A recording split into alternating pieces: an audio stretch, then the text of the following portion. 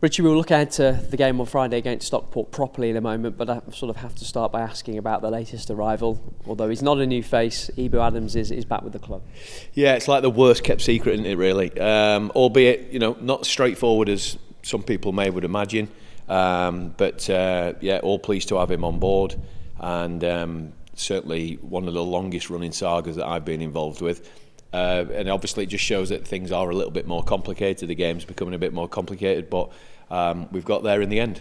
Was it nice to have him arrive and give everyone a lift, because we've seen how hard everyone's working? Yeah, I mean, as you can imagine, he doesn't like much limelight, Ibu, does he? So he weren't that bothered about sneaking in. But look, it's another, from our point of view, it's another good piece in the jigsaw. It's somebody that we don't have to do the whole character reference. We don't have to do loads of research on him because we've had him for 5 months anyway. So, and we know he fits in with the group. So obviously there's 4 new lads that he has never met before, so he's got to get to know them. But it's always nice when you've had that, try before you buy sort of thing, really, because we know what he can and can't do. We know where he's going to fit in, but we also know as a person, we know what we're going to get from him.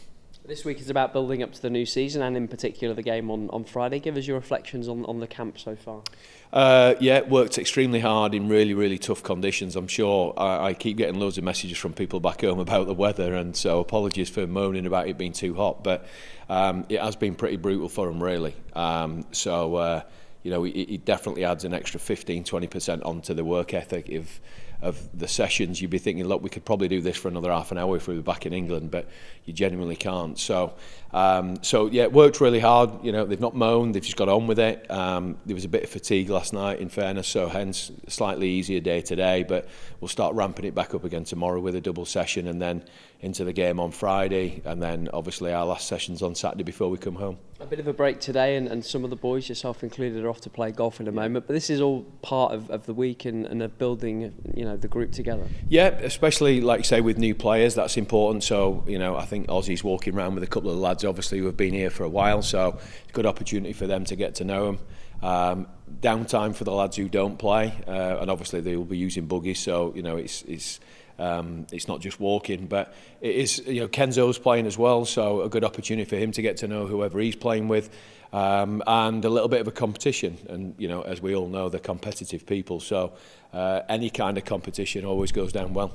We spoke to you ahead of the Matlock game, the first pre-season friendly of the campaign last week. Does the approach change at all going into the game against Stockport on Friday? Yeah, a little bit. So the minutes will start to change. The Matlock game was pretty obvious 2:45s. We got through that relatively safely. We obviously then had the game the other day where some people played a little bit more. We'll then move that on again on Friday against Stockport, where the minutes will start to go up.